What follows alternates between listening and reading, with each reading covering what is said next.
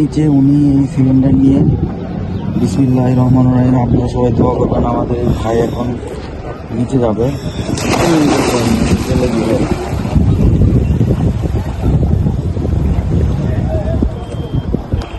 কিভাবে উনি নিচে যাবে আপনারা দেখতে পাচ্ছেন। একটি বাস এখানে দাঁড়া হয়েছে, এই বাস ধরেই সে নিচে যাচ্ছে। ছেলেটা ওরা সকালবেলায় পিকনিকে আইছে। ওই যে এখানে যে কবির ছেলে আছে সৌরভ, ও একাত্র পোলাপান টাকা পয়সা দিছে, দিয়ে ওইখান থেকে একটা ছেলে চড়িয়ে আনবো, চড়িয়ে আনছে ওইখানে একটা যাবো, চড়িয়ে এনে আবার সৌরভে এই জায়গায় নামিয়ে দেবো। তখন এই জায়গায় যখন আইছে তখন একটা ছেলে ওই ছেলের থেকে পড়ে গেছে, পরে হ্যাঁ চলতি ছেলের থেকে পড়ে গেছে, রানিং ছিল। ওরা দুইজন একসাথে বসা আসাল, ওই আসাল ভিতর সাইডে বসা, ভিতর সাইডে বসা আসাল করে ওই বহাই থেকে যখন দাঁড়াইছে মাথায় চক করেছে আল্লাহ জানে, ওর উপর দেয় পড়ে গেছে, পড়ে গেছে। এবার ও থাপাতে ঠ্যাঙ্গে ধরছালো, ওই তো পড়া মানুষকে ধরতে পারেনি, রাখতে পারেনি। তো এই ঘটনা পরে মনে করেন সেগুলা বিল চাইছে, খুঁজছে অনেকক্ষণ পাই নাই। পরে মনে হয় নিশ্চয়ই গেছে গা দুবালিরা খোঁজ বানিয়েছি, কোনো খোঁজ নেই। এটা মনে করেন 7:30 দিকে ঘটনাটা হচ্ছে। ছেলেটা ছিল কিসের?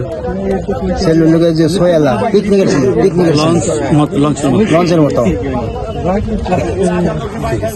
9টার দিকে একটা সংবাদ পাই যে একটা পিকনিকের নৌকা থেকে একটা ছেলে আর কি চলন্ত নৌকা থেকে পড়ে গেছে। সংবাদ পাওয়ার সাথে সাথে আমরা আসি, কাজ শুরু করছি। আমাদের কাজ অব্যাহত আছে এখনো, আমরা বিশ্রামের জন্য একটু উঠছি, আবার কিছুক্ষণ পরে আবার কাজ শুরু। কিভাবে পড়ছিল আপনার ছেলের ভাই? এখন আসলে আমরা তো এখানে ছিলাম না, তবে ওই ছেলের ভাই সাথে ছিল। ওনার বর্ণনা অনুসারে নৌকাতে মিউজিক বাজতেছিল, ওনারা নাচানাচি করতেছিল, ওই পর্যায়ে আর কি পড়ে যায়। ওই ওনার ভাই আর কি ধরছিল, কিন্তু ধরে রাখতে পারেনি আমাদের জানা মতে। কতক্ষণ ধরে আপনারা খুঁজতেছেন? আমরা 9:30টার দিকে সম্ভবত কাজ শুরু করছি, এখনো কাজ অব্যাহত আছে।